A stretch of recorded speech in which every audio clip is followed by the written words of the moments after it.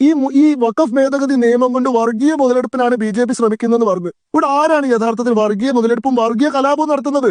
ഈ വഖഫ് ഭേദഗതി നിയമം പാസ്സായതിനു ശേഷം ഒരു മുസ്ലിമിന്റെ പോലും ഒരു സെന്റ് ഭൂമി പോലും ഇതുവരെ നഷ്ടപ്പെട്ടിട്ടില്ല. പക്ഷെ ബംഗാളിലുള്ള 3 മനുഷ്യന്മാരുടെ ജീവൻ നഷ്ടപ്പെട്ടു. 500ഓളം കുടുംബങ്ങൾക്ക് അവരുടെ താമസ സ്ഥലം വിട്ട് പലായനം ചെയ്യേണ്ടി വന്നു. ആര് നടത്തിയുള്ള കലാപത്തിന്റെ പേരില?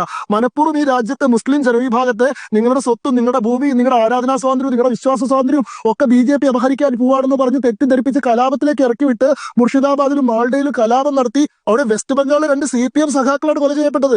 വെസ്റ്റ് ബംഗാളിലെ CPMന്റെ സംസ്ഥാന സെക്രട്ടറി അവിടെ പോയിട്ട് നിസ്സഹായനായിട്ട് ഇരിക്കുകയാണ്.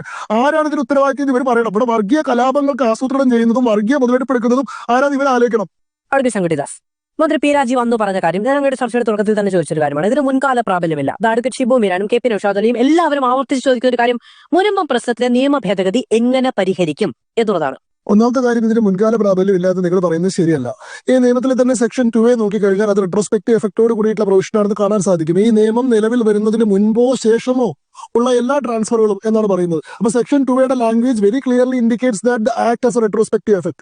മാത്രമല്ല, ഒരു നിയമത്തിന് പ്രോസ്പെക്റ്റീവ് ആണോ റെട്രോസ്പെക്റ്റീവ് ആണോ എഫക്ട് എന്നത് അതിന്റെ റൂൾസ് ഫോർമുലേറ്റ് ചെയ്യുന്ന ഘട്ടത്തിലാണ് മനസ്സിലാക്കേണ്ടത്.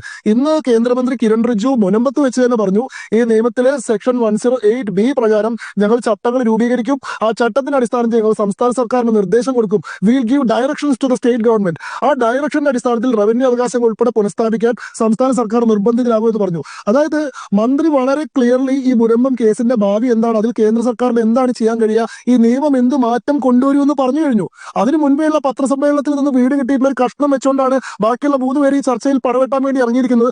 ആദ്യഘട്ടത്തിൽ ഞാൻ പറഞ്ഞ വിശദീകരണത്തിലൂടെ തന്നെ ഇവരുടെ ഈ വാദം അപ്രസക്തമായി കഴിഞ്ഞിരിക്കുന്നു. പക്ഷെ പുതിയ വാദമൊന്നും ഇല്ലാത്തതുകൊണ്ട് അതുകൊണ്ട് തന്നെ ഇവർ പടവെട്ടിക്കൊണ്ടിരിക്കും. അതെന്തെങ്കിലും ആവട്ടെ. പക്ഷെ മുനമ്പം ജനങ്ങളെ മനസ്സിൽ വെച്ചുകൊണ്ട് തന്നെയാണ് ഞങ്ങൾ ഈ നിയമം ഉണ്ടാക്കിയതെന്നും മുനമ്പത്തെ പ്രശ്നത്തിന് ശാശ്വത പരിഹാരം ഈ നിയമം കൊണ്ടുവരുമെന്നും മുനമ്പത്ത് പോയിട്ട് മന്ത്രി ഉറപ്പ് കൊടുക്കുകയും മുനമ്പത്ത് ജനങ്ങൾ അത് ഹർഷാരവത്തോടെ സ്വീകരിക്കുകയും ചെയ്തതിനു ശേഷവും വൈകുന്നേരം 4 മണിക്ക് മുനമ്പം സമരസമിതി നടത്തിയുള്ള പ്രതികരണം വെച്ചുകൊണ്ട് മുനമ്പം ജനങ്ങൾ ഇപ്പോഴും ആശങ്കയിലാണെന്ന് പറയുന്നത് അന്യായമാണ്. ഒന്ന്, ഈ ചർച്ചയുടെ ഒരു ഫോർമാറ്റ് സംബന്ധിച്ച് ഞാൻ തർക്കം ഉന്നയിച്ചു. പക്ഷേ ഈ കേന്ദ്രമന്ത്രിയിൽ നിന്ന് ശുഭവാർത്തയാണ് പ്രതീക്ഷയിൽ നിന്നും ഉണ്ടായില്ല എന്ന് പറഞ്ഞതും മുനമ്പം പള്ളി വികാരി ആന്റണി സേവ്യറാണ്. അപ്പോ ആ പ്രതികരണത്തിന് ഒരു പ്രാധാന്യം നിങ്ങൾ നൽകുന്നില്ലേ? മണിക്കാണ് പറഞ്ഞത്. അദ്ദേഹം എത്ര മണിക്കാണ് പറഞ്ഞത്? എത്ര മണിക്ക് പറഞ്ഞാലും വാലിഡ് അല്ലേ? മണിക്കാണ് പറഞ്ഞത്. എത്ര മണിക്ക് പറഞ്ഞാലും വാലിഡ് അല്ലേ? അല്ല, വാലിഡ് അല്ല. അതെങ്ങനെയാണ് വാലിഡ് അല്ല? വൈകുന്നേരം 4 മണിക്കോ 4:30ക്കോ ആണ് പറഞ്ഞതെങ്കിൽ അത് പത്രസമ്മേളനത്തിലുള്ള അഭിപ്രായം കേട്ട് മാധ്യമ വാർത്തകളെ ആശ്രയിച്ചുകൊണ്ടാണ്. 7:30ക്ക് ശേഷമാണ് പറഞ്ഞതെങ്കിൽ അവിടെ കിരൺ റിജിജു അന്ന് പ്രസംഗം നടത്തിയതിനു ശേഷമാണ്. അവിടെ പ്രൊവൈഡ് ഫാക്സ് മാറുമ്പോൾ അവരുടെ പ്രതികരണം മാറും. അപ്പൊ 4:30ക്കാണോ 7:30ക്കാണോ എന്നുള്ളത് വളരെ പ്രധാനം. നിങ്ങൾ പറയും എത്ര മണിക്കാണ് പള്ളിയിൽ? അല്ല, എതിർപ്പുള്ള ഒരാൾക്ക് കേന്ദ്രമന്ത്രി അവിടെ സന്ദർശിച്ച് മടങ്ങി ഉടൻ തന്നെ പ്രതികരിച്ചാലേ കഴിയുകയുള്ളൂ. അതിനുശേഷം ഇന്ന് വൈകുന്നേരം 7 മണിക്ക് പ്രസംഗിച്ചാൽ അത് വാലിഡ് അല്ല എന്ന് പറയുന്നത് എങ്ങനെയാണ്? നാളെ പറഞ്ഞാലും ഈ കാര്യവുമായി ബന്ധപ്പെട്ട വിയോജിപ്പ് പറയാൻ കഴിയില്ലേ? അതോ ഇന്ന് 8 മണിക്ക് മുൻപ് പറയുന്ന പ്രതികരണങ്ങൾ മാത്രമേ വാലിഡ് ആയിട്ടുള്ളൂ എന്നെന്തെങ്കിലും നിയമമോ തിട്ടൂരുമുണ്ടോ? ശ്രീമതി മാധു, നിങ്ങൾ എന്താണ് പറയുന്നത്? ഞാൻ പറയുന്ന കാര്യം എന്താണെന്ന് മനസ്സിലാക്കുക, എന്നിട്ട് അതിനോട് പ്രതികരിക്കും. ഞാൻ പറഞ്ഞത് എന്താ? വൈകുന്നേരം 4 മണിക്കും 4:30ക്കും വന്നിട്ടുള്ള വാർത്തകൾ കേന്ദ്രമന്ത്രിയുടെ പ്രതികരണത്തെ തെറ്റിദ്ധരിപ്പിക്കുന്ന മട്ടിലുള്ളതായിരുന്നു. ആ പ്രതികരണത്തിന്റെ അടിസ്ഥാനത്തിൽ മുനമ്പം സമരസമിതിയുടെ ആൾക്കാർ ഉൾപ്പെടെ തെറ്റിദ്ധരിക്കപ്പെട്ടിട്ടുണ്ട്. ആ സമയത്ത് നിരാശാജനകമായിട്ടുള്ള പ്രതികരണങ്ങൾ ഉണ്ടായിട്ടുണ്ട്. എന്നാൽ മന്ത്രി മുനമ്പത്ത് വന്ന് ഈ വാർത്തയുടെ പശ്ചാത്തലത്തിൽ കാര്യങ്ങൾ വിശദീകരിക്കുകയും ഫ്യൂച്ചർ കോഴ്സ് ഓഫ് ആക്ഷൻ എന്താണെന്ന് അവിടുത്തെ ജനങ്ങൾക്ക് ഉറപ്പ് കൊടുക്കുകയും ചെയ്തതോടുകൂടി അവരുടെ ആശങ്ക മാറി. അതിനുശേഷമുള്ള പ്രതികരണവും മാറി. അപ്പൊ നിങ്ങൾ 4 പ്രതികരണം എടുത്തോട്ട് ഇതാണ് മുനമ്പം ജനതയുടെ ഇപ്പോഴത്തെയും പ്രതികരണം എന്ന് പറയുമ്പോൾ അത് മിസ്റെപ്രസെന്റേഷൻ ആണ് എന്നുള്ളതാണ് എന്റെ വാദം. അത് ഞാനൊരു തർക്കമായിട്ട് മുന്നോട്ട് വെക്കുകയാണ്. നിങ്ങൾക്ക് സ്വീകരിക്കുകയോ സ്വീകരിക്കാതിരിക്കുകയോ ചെയ്യാം. ഞാൻ പറയട്ടെ, ഈ ചർച്ചയിൽ 3 പേരും എതിരായി പറഞ്ഞ കാര്യങ്ങൾക്ക് ഞാനൊരാൾ വേണമല്ലോ മറുപടി പറയാൻ. അതുകൊണ്ട് എനിക്ക് മതിയായ സമയം, പകുതി സമയമാണ് തരേണ്ടത്, പോട്ടെ, മതിയായ സമയങ്ങളിൽ നിങ്ങൾ തരും. അതിൽ ഇടപെടില്ല എന്ന് ഞാൻ വിചാരിക്കുന്നു. ആദ്യത്തെ കാര്യം, ഈ വഖഫ് ഭേദഗതി നിയമം കൊണ്ട് വർഗീയ മുതലെടുപ്പിനാണ് BJP ശ്രമിക്കുന്നതെന്ന് പറഞ്ഞു. ഇവിടെ ആരാണ് യഥാർത്ഥത്തിൽ വർഗീയ മുതലെടുപ്പും വർഗീയ കലാപവും നടത്തുന്നത്? ഈ വഖഫ് ഭേദഗതി നിയമം പാസ്സായതിനു ശേഷം ഒരു മുസ്ലിമിന്റെ പോലും ഒരു സെന്റ് ഭൂമി പോലും ഇതുവരെ നഷ്ടപ്പെട്ടിട്ടില്ല. പക്ഷെ ബംഗാളിലുള്ള 3 മനുഷ്യന്മാരുടെ ജീവൻ നഷ്ടപ്പെട്ടു. 500ഓളം കുടുംബങ്ങൾക്ക് അവരുടെ താമസ സ്ഥലം വിട്ട് പലായനം ചെയ്യേണ്ടി വന്നു. ആര് നടത്തിയുള്ള കലാപത്തിന്റെ പേരില? മനഃപൂർവ്വം ഈ രാജ്യത്തെ മുസ്ലിം ജനവിഭാഗത്തെ നിങ്ങളുടെ സ്വത്തും നിങ്ങളുടെ ഭൂമിയും നിങ്ങളുടെ ആരാധനാ സ്വാതന്ത്ര്യവും നിങ്ങളുടെ വിശ്വാസ സ്വാതന്ത്ര്യവും ഒക്കെ BJP അപഹരിക്കാൻ പോവാണെന്ന് പറഞ്ഞ് തെറ്റിദ്ധരിപ്പിച്ച് കലാപത്തിലേക്ക് ഇറക്കി വിട്ട് മുർഷിദാബാദിലും മാൾഡയിലും കലാപം നടത്തി അവിടെ വെസ്റ്റ് ബംഗാളിലെ 2 CPM സഖാക്കളാണ് കൊല ചെയ്യപ്പെട്ടത്. വെസ്റ്റ് ബംഗാളിലെ CPMന്റെ സംസ്ഥാന സെക്രട്ടറി അവിടെ പോയിട്ട് നിസ്സഹായനായിട്ട് ഇരിക്കുകയാണ്. ആരാണ് ഇതിന് ഉത്തരവാദിത്തം ഇവർ പറയണം. ഇവിടെ വർഗീയ കലാപങ്ങൾക്ക് ആസൂത്രണം ചെയ്യുന്നതും വർഗീയ മുതലെടുപ്പെടുക്കുന്നതും ആരാണ് ഇവർ ആലോചിക്കണം. രണ്ടാമത്തെ കാര്യം, ഈ മുനമ്പം പ്രശ്നത്തെ ഒരു നിലയ്ക്കും പരിഹരിക്കില്ല. പരിഹരിക്കാനാണെങ്കിൽ ഏത് സെക്ഷനാണ്, ഏത് പ്രൊവിഷൻ പ്രകാരമാണ് പരിഹരിക്കാതെ ഇവിടെ ആദ്യത്തെ 2 പ്രതിനിധികൾ ചോദിച്ചു, മൂന്നാമത്തെ ആൾ KP നൗഷാദ് എനിക്ക് മനസ്സിലായി, ഞാൻ അതിന് സെക്ഷൻ വെച്ചോണ്ട് മറുപടി പറയുന്നു. അപ്പൊ അദ്ദേഹം ആദ്യം തന്നെ സെക്ഷൻ എടുത്ത് പറഞ്ഞിട്ട് പറഞ്ഞു ആ സെക്ഷൻ കൊണ്ടൊന്നും ഈ പ്രശ്നം പരിഹരിക്കാൻ സാധിക്കില്ല. ഞാൻ ആ സെക്ഷൻ ഒന്ന് വായിക്കാം. Section 2A.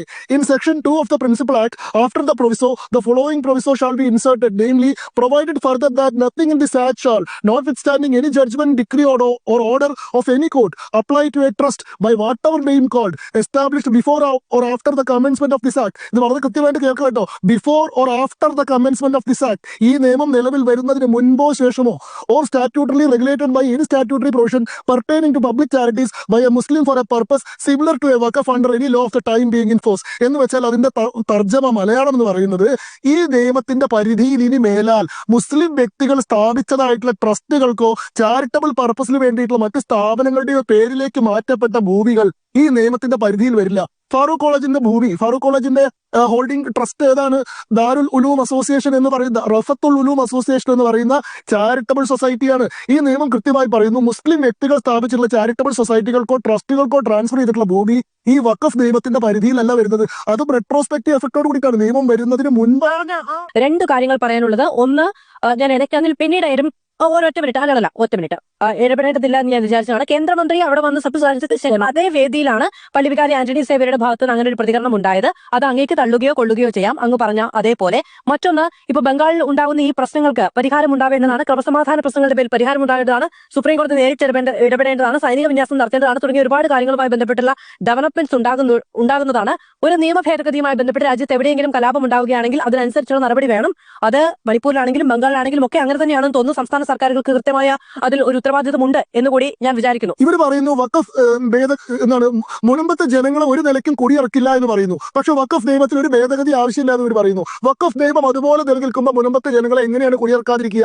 കാരണം വഖഫ് നിയമത്തിലെ സെക്ഷൻ 54 പറയുന്നത് removal of encroachment of Waqf land ആണ്. ഭൂമി കയ്യേറി കൈവശപ്പെടുത്തിയവരെ ഒഴിപ്പിക്കാനുള്ള പ്രൊവിഷനാണ് വഖഫ് നിയമത്തിലെ സെക്ഷൻ 54. അത് പ്രകാരം 2 വർഷം തടവ് പോലും ഉണ്ട്. അപ്പൊ മുൻപത്തെ ജനങ്ങളെ കുടിയിറക്കില്ല. പക്ഷെ വഖഫ് നിയമത്തിൽ ഭേദഗതി വേണ്ടാന്ന് പറയുന്നത് ഉദ്ദേശിക്കുന്നത് മുൻപത്തിന് വേണ്ടി മാത്രം വഖഫ് നിയമം ആ പ്രൊവിഷൻ ഉപയോഗിക്കില്ല എന്നാണോ?